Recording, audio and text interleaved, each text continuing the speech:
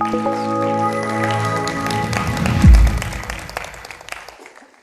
morning. Thank you for being here so early. I appreciate it. So I know I'm not who's on the program, but I'd like to share some things with you. But first I'll give a little introduction. So my name's Brian Riches. I'm a student at Claremont Graduate University. I study positive developmental psychology. My main research interest is heroism. And I'm really interested in the development of heroism. How do these heroes become heroes?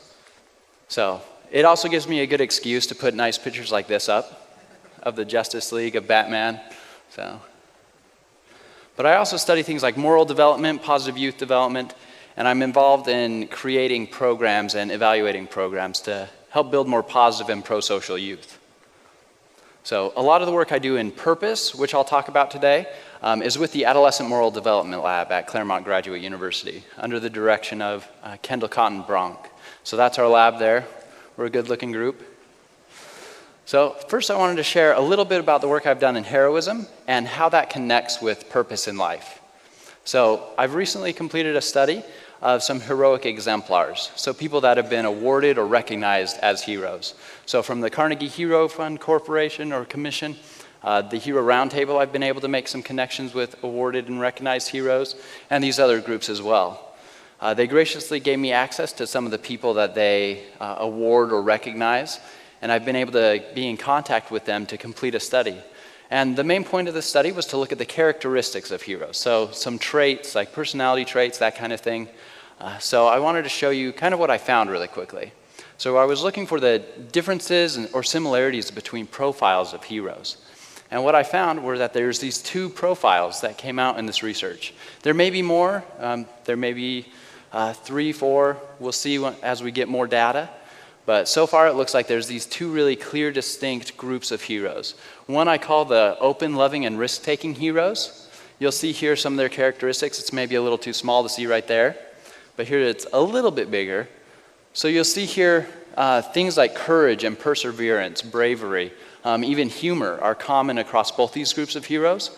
But I think what's really interesting is the differences between them. So this group of heroes is really high, is ranking themselves very high on being open, so open to new experiences, curious about the world, wanting to learn new things, things like love of learning. They're also very risk-taking. So in their daily life, they think that they take a lot of risks. And that's in contrast to the second group of heroes, which are called the spiritual, socially responsible, and prudent heroes. So this group of heroes was not risk-taking. You can see that they have prudence rated quite high.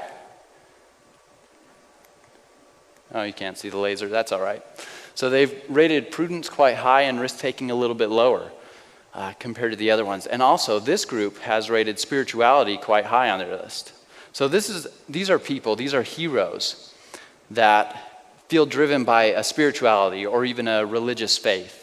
And they're socially responsible, they feel like they need to give to other people. And that's another thing that drives them. And at the same time, they're not risk-taking, they're very prudent, they think about what they're going to do, they take very careful and considered actions. And I found that really interesting because a lot of times we talk about heroes taking quick action, quick risks. But these are people who generally in their daily life do not do that.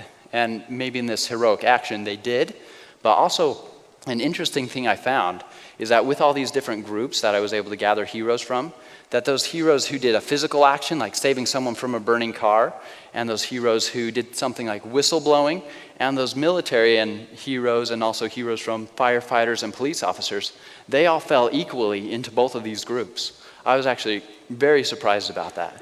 But it's a really interesting finding to know that there are these two distinct groups, at least these two distinct groups. As we get more data, we might find more.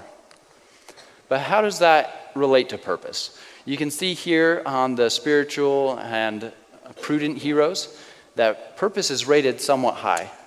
And I found it interesting that it wasn't higher on one of these groups because a definition of heroism, or one that's been used, is actually an individual's commitment to a noble purpose, usually aimed at furthering the welfare of others and involving the willingness to accept the consequences of achieving that purpose.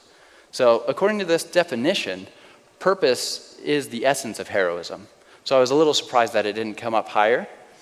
but I was also excited to explore perhaps how purpose did relate to heroism.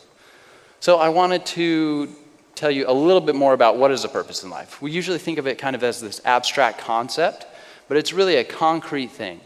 So I wanted to help you understand that. So here's a definition that we use: a stable and generalized intention to accomplish something that's at once meaningful to yourself, so something that means something to you, and at the same time leads to engagement or activity, doing something in some aspect of the world beyond yourself. So this isn't activity for your benefit necessarily. It's activity for your family, activity for your community, activity for benefiting the world. These are the kinds of things that become purposes. So I'll break it down a little more simply. So we've got basically these three components are what make up purpose. So we've got a personal meaningfulness and that goal orientation. So let's say, for example, your purpose is to support your family or to care for the elderly. So you will have goals that are related to that, that will impact your daily life, that'll affect your daily goal setting. And these things, these activities that you do towards that purpose, towards providing for your family, even if it's just going to a day-to-day job to pay the bills, is going to give you that sense of personal meaningfulness. It's going to give you that sense of accomplishment. And another key component of purpose is that it's beyond yourself. So it's not for you, it's for your family, it's for your community, it's for the world at large. And here's another clear example that kind of shows you a distinction between purpose and meaning. So here on the right, we have an example of a walk in the woods. I personally find that very meaningful. It's meaningful for me to go and take a walk in the woods. I enjoy that. But that in itself is not a purpose. A purpose would be something more like what we see on the left, which would be protecting the environment. You'd have goals towards protecting the environment. Your day-to-day activities would be related to that. The jobs you take might be related to that.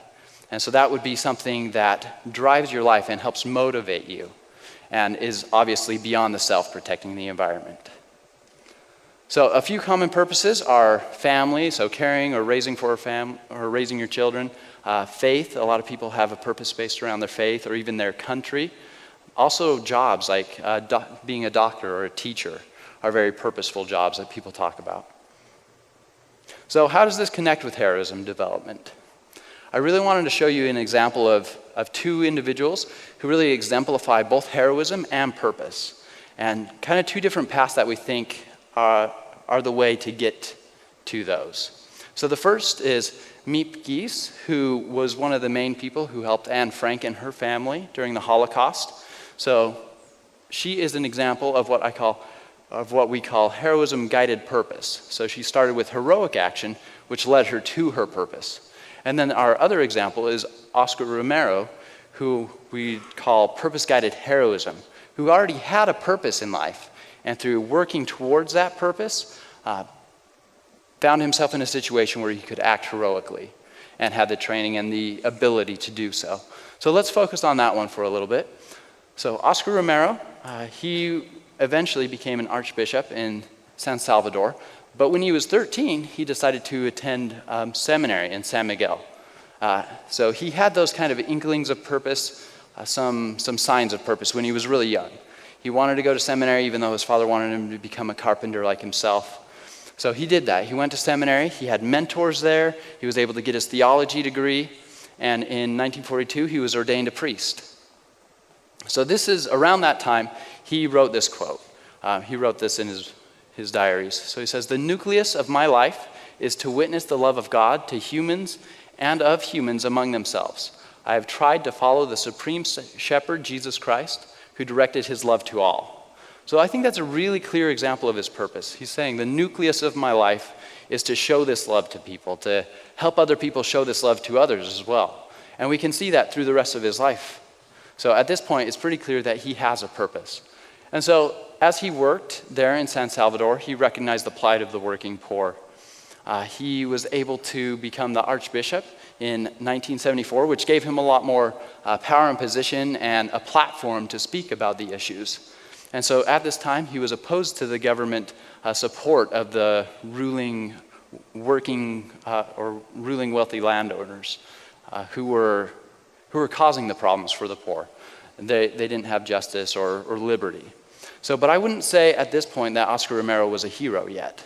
That didn't really happen. That turning point didn't happen until one of his friends was assassinated. Unfortunately, one of his friends was more involved in working with the poor, was more outspoken against the government than Oscar Romero was at this point, and he was assassinated. And this became a turning point for Romero. He saw the problems in the community, he saw what his friend had tried to do, and what had happened because of that. So with a clear knowledge of the risk that he was taking, Oscar Romero decided to take a more outspoken view about it.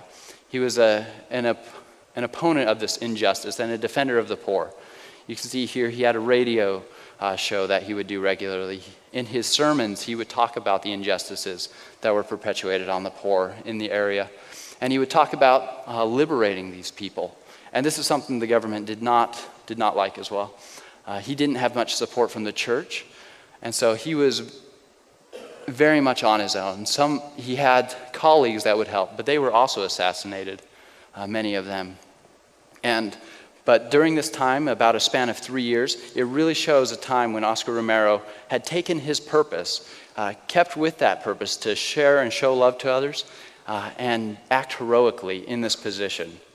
Even in his sermons, he would talk to the opposing group of a civil war that was brewing.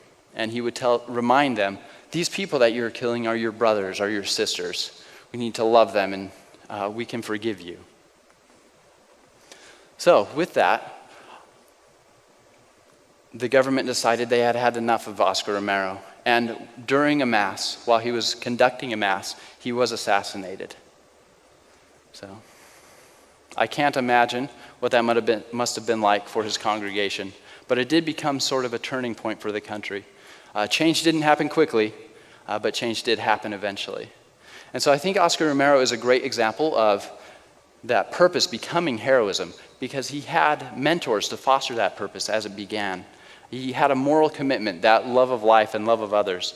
And his position, his ability to work towards that purpose, put him in a position where he had a platform to be heroic, where he had a voice, where he had the power to be able to make some change. So in contrast, just really quickly, Mip Geese, she was a friend of the Franks. She took a job under Otto Frank, and as the Holocaust began to happen, she was asked by the Franks to hide them. And she did it. She was their friend. She knew full well the risk that she was taking. And she took that risk, and she was able to save some of the diary pages from Anne Frank. And she was able to, during that course of time while she was hiding them, to take more action to help other people and gain a purpose through that. So through these two paths, we see that Mip Geese went from a friend to a hero and developed a purpose, whereas Oscar Romero started with signs of purpose, developed a clear purpose, and became a hero. So I definitely wanted to show you those two examples. We've heard about a lot of heroes in these couple days, and I wanted to give you those two examples and help you understand that you can find your purpose to work in your communities. Asking yourself questions such as this: what's really important to you? What would you try if you knew you couldn't fail? Ask your parents these questions, ask your friends these questions, and have them ask them to you. Find your purpose, and that will help you become a hero. That will help you get that heroic mindset and put you in positions to do that. Thank you.